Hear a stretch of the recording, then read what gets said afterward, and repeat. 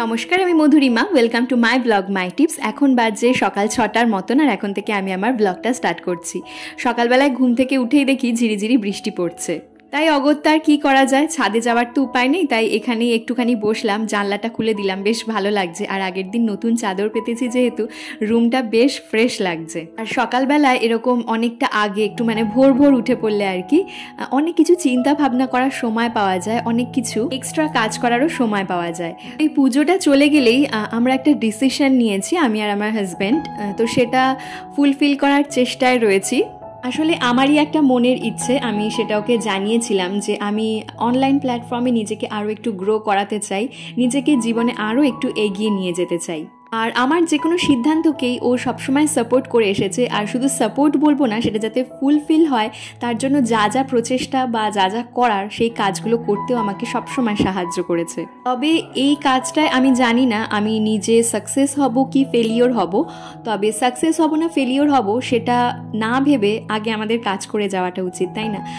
আগে আমাদেরকে রিস্ক নিতেই হবে। জীবনে কিছু একটা বড় যদি করতে চাই, অবভিয়াসলি রিস্ক নিতে হবে। টিচার হওয়ার জন্য তো অনেক চেষ্টা করলাম, ইভেন টিচার হওয়ার জন্য যে পড়াশোনা সেই রিলেটেড কিন্তু আরও অনেক চাকরি থাকে, সরকারি চাকরি, ইভেন আমি সেগুলো কখনো দেওয়ার চেষ্টা করিনি, কারণ আমার একটাই লক্ষ্য ছিল যে আমি কোনো স্কুলের টিচার হব।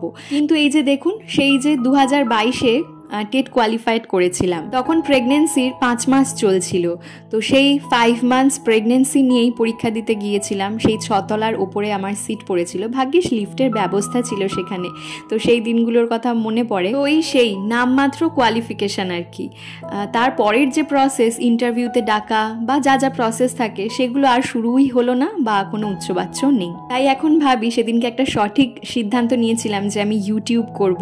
তো ভাগ্যিস ইউটিউব প্ল্যাটফর্মে এলাম এবং একটার পর একটা ভিডিও দিয়ে আস্তে আস্তে চ্যানেলটাকে গ্রো করিয়েছি। এবং সেই চ্যানেল যে আমাকে যখন শুরু করেছিলাম তখন ভাবিনি যে এই চ্যানেলের মধ্যে দিয়েই আমি একটা টাটা পাঞ্চ গাড়ি কেনার সাধ্য রাখবো। তো চলুন আজকের রান্নাটা করা যাক।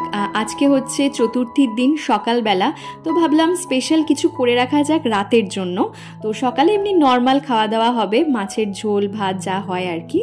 তো রাতে ভাবলাম যে একটুখানি, অনেক দিন ধরে হাজব্যান্ড বলছিল যে চিলি চিকেন খাওয়ার ইচ্ছা হচ্ছে, রুটি আর চিলি চিকেন, তো সেজন্য আজকে সেটাই বানাচ্ছি। তো এখানে আমি প্রথমে লেবুর রস দিয়ে চিকেনটা ভালোভাবে ম্যারিনেট করে রাখছি, তাতে কী হবে, চিকেনটা বেশ সফট হয়ে যাবে এবং একটা টক ভাব থাকবে, তাতে পাকোড়াগুলো খেতে ভালো লাগবে। আর এখানে যা যা ভেজিটেবলস লাগবে সেগুলো আমি নিয়ে নিয়েছি। হাজব্যান্ডকে বলেছিলাম যে একটু কালারিং ক্যাপসিকাম আনতে, লাল হলুদ, তো বললো যে অনেক খুঁজলাম জানো তো, বাজারে পাইনি, তো গ্রিনটা পেলাম, এটাই নিয়ে চলে এলাম। তো আবার বলছিল যে দুর্গানগর সাইডের দিকে আমাদের আরও একটা বাজার আছে, সেখানে যাবে। আমি বললাম যে দরকার নেই, অনেক দুটো এনেছো, এটাতেই অনেক হয়ে যাবে। তো সেজন্য আমি এখানে এখন কাটাকুটি করে নিচ্ছি। আর মিষ্টি এখনও ঘুম থেকে ওঠেনি, তো আমি চেষ্টা করছি যে মিষ্টি ঘুম থেকে ওঠার আগে অন্তত কাটাকুটিটা যাতে করে নিতে পারি। আসলে দেখবেন যে কোনো রান্নার ক্ষেত্রেই কাটাকুটি করতেই অনেক বেশি সময় লেগে যায়, রান্না করতে আর কতক্ষণ সময় লাগে, তাই না? তো আমার তো খুব সময় লাগে। আর এই যে আগের দিন ছুরিতে হাত কেটে গিয়েছিল, তো সেজন্য এখনও একটু ভয়ে ভয়ে রয়েছি। কমেন্ট সেকশনে সম্ভবত একজন জিজ্ঞেস করেছিলেন, তো আমার তো আর রিপ্লাই দেওয়া হয় না সেরকমভাবে, তো এর মধ্যে দিয়ে আমি বলে দিতে চাই যে আগের দিন ওই মিষ্টির জন্য ছানা কাটাবো বলে লেবু আমি ফ্রিজ থেকে বের করেছিলাম, তবে লেবুটা ভীষণ শক্ত হয়ে গিয়েছিল, তো লেবুতে ছুরিটা না বসিয়ে আমি আমার নিজের হাতে বসিয়ে দিই। তো সেজন্য কি হয়েছে, নখটা কেটে গিয়ে ভিতরের যে মাংসটা থাকে সেখানটাও কেটে গেছে, তো ভীষণ ভয়ঙ্করভাবে কেটেছে। আর আমি চিন্তায় আছি এই নিয়ে যে নখটা না বাদ হয়ে যায় বা নখটা ফেটে না বেরিয়ে যায়, তো দেখা যাক কি হয়। আপাতত তো ব্যান্ডেজ খুলে দিয়েছি এবং নর্মালি রয়েছে, কিন্তু ব্যথা লাগলে মারাত্মক ব্যথা হচ্ছে। তো এই যে এখানে আমি এখন চিকেনটা ম্যারিনেট করে রেখেছিলাম কিছুক্ষণ লেবু দিয়ে, আর তারপরে এর রসটা বের করে দিয়ে আর চিকেনটা আলাদা করে নিচ্ছি। আপনারা যে কোনো রান্না দেখালেই বলেন যে দিদি রেসিপিটা প্লিজ শেয়ার করো, তো সেজন্য আজকে রেসিপিটা ডিটেলসে শেয়ার করছি।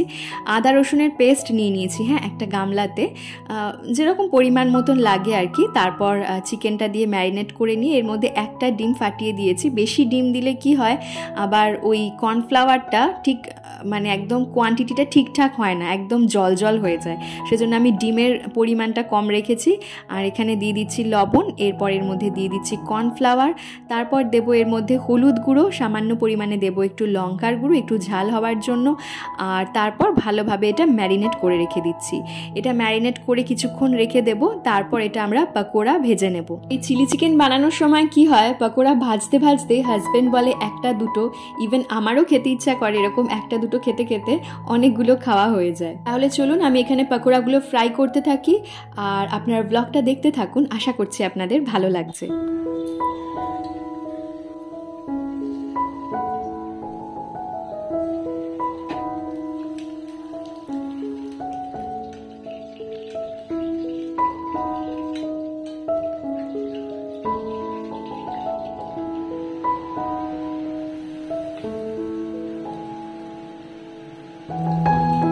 চিকেন পকোড়াগুলো আমি আগেই ভেজে তুলে নিয়েছি, তারপর এর মধ্যে আমি দিয়েছি কোচানো রসুন, চেরা কাঁচা লঙ্কা আর ক্যাপসিকাম আর পেঁয়াজটাও অ্যাড করে দিয়েছি।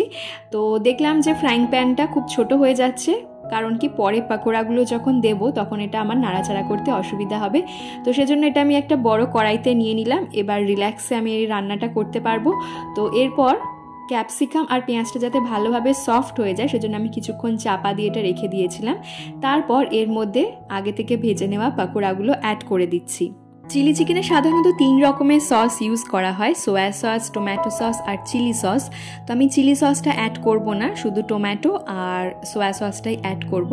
তো এখানে চিকেনের সঙ্গে ভেজিটেবলসগুলো ভালোভাবে মিক্সড করে নেওয়ার পর এখানে টমেটো সস আর সোয়া সস অ্যাড করে দিচ্ছি। যেহেতু কিছুটা পরিমাণ কাঁচা লঙ্কা আমি তেলের মধ্যে দিয়েছি, প্লাস ক্যাপসিকামেরও একটা ফ্লেভার রয়েছে, সেজন্য চিলি সসটা আমি অ্যাভয়েড করে দিলাম। বড় 2 চামচ কর্নফ্লাওয়ার নিয়ে একটা ছোট বাটি জলের মধ্যে আমি গুলে নিয়েছি, পরে আরও কিছুটা পরিমাণ জল অ্যাড করব যাতে একটু বেশ গ্রেভি থাকে। তো এখানে কর্নফ্লাওয়ারটা অ্যাড করে দেওয়ার পরে এই গ্রেভিটা বেশ ক্রিমি হবে, সেজন্যই কর্নফ্লাওয়ারটা দেওয়া। তো এখানে মোটামুটি হয়েই এসেছে, জাস্ট পকোড়াগুলো একটু সফট হয়ে যাবে, আমি সেজন্য একটু ঢাকা দিয়ে দিলাম। তারপর একটু ফুটে গেলেই আমি এটা নামিয়ে নেব। মাঝে একটা কথা বলতে চাইবো, আপনারা মাঝে মধ্যে কয়েকটা নেগেটিভ কমেন্টের মধ্যে যখন কেউ আমার খোঁজ নেয় না যে দিদি আপনার হাতে কি হয়েছে বা তোমার হাতে কি হয়েছে, তখন কি যে ভালো লাগে বলে বোঝানোর নয়। মানে নেগেটিভ কমেন্টগুলো যতটা আঘাত করে, সেই আঘাতে মনে হয় এই ধরনের কমেন্টগুলো একটা মলম হয়ে কাজ করে। মিষ্টি অনেকক্ষণ ঘুম থেকে উঠে পড়েছে আর ওকে ব্রেকফাস্টও করিয়ে দিয়েছি এর মাঝখানে। তো এরপর আমরা ব্রেকফাস্ট করে নিচ্ছি। তো আজকে আমাদের ব্রেকফাস্টে রয়েছে দুধ আর কর্নফ্লেক্স, আর তার সঙ্গে ড্রাই ফ্রুটস, ফ্রেশ ফ্রুটস রয়েছে।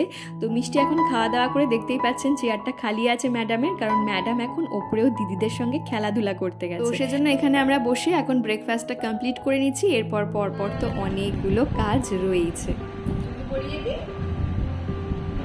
ঘরে ঢুকবো আমরা, হ্যাঁ ঠিক আছে।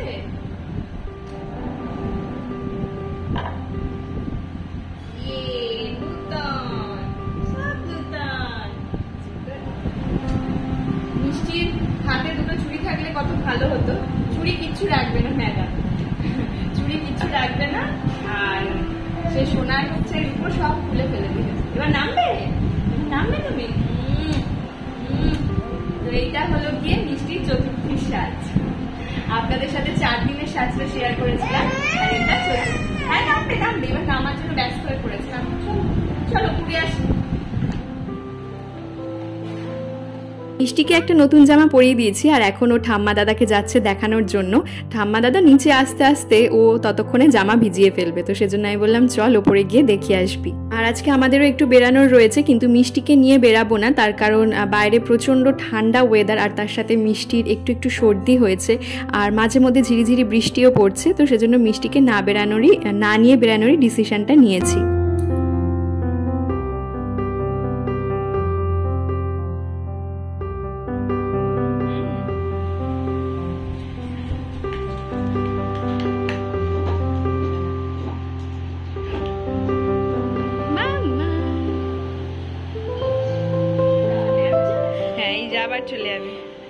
আবার চলে যাচ্ছে ম্যাডাম।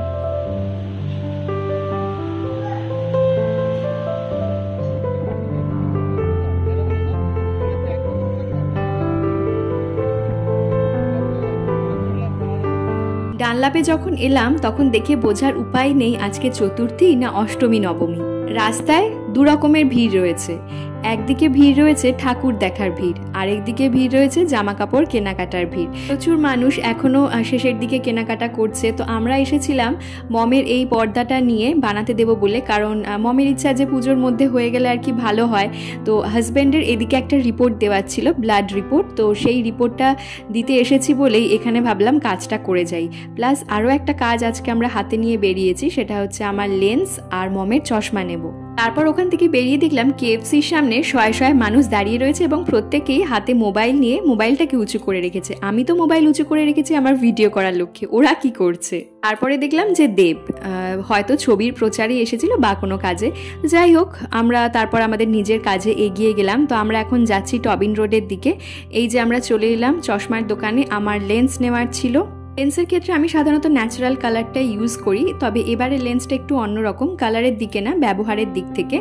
আর এখানে নিয়ে নিলাম হচ্ছে মমের চশমা। তো এই কয়েকটা প্রয়োজনীয় কাজ অনেক দিন ধরেই পেন্ডিং ছিল। অনেক দিন হলো চশমা আর লেন্সটা বানাতে দেওয়া ছিল, কিন্তু হাজব্যান্ডের সময় হচ্ছিল না যে আসবে। রাস্তায় এত ভিড়, জ্যাম, এই দুটো তিনটে কাজ করতে করতেই আমাদের 1.5 থেকে 2 ঘন্টার মতন সময় লেগে গেল। তো যাই হোক, আজকের ব্লগটার বেশি লম্বা করলাম না, বেশি কিছু শেয়ারও করতে পারলাম না আজকে আপনাদের সাথে। নেক্সট ব্লগে অনেক কিছু শেয়ার করার রয়েছে। তাহলে আজকের ভিডিওটা এখানেই শেষ করছি। যদি ভালো লেগে থাকে তাহলে চ্যানেলটা সাবস্ক্রাইব করে দিতে ভুলবেন না। কেমন লাগলো অবশ্যই কমেন্ট সেকশনে জানাবেন, আর আপনার করা একটা লাইক আমাকে নেক্সট ভিডিও বানাতে অনেক অনেক বেশি মোটিভেট করবে। তাহলে আজ এখানেই শেষ করছি, ফিরবো নতুন ভিডিও নিয়ে। ভালো থাকবেন, সুস্থ থাকবেন, ধন্যবাদ।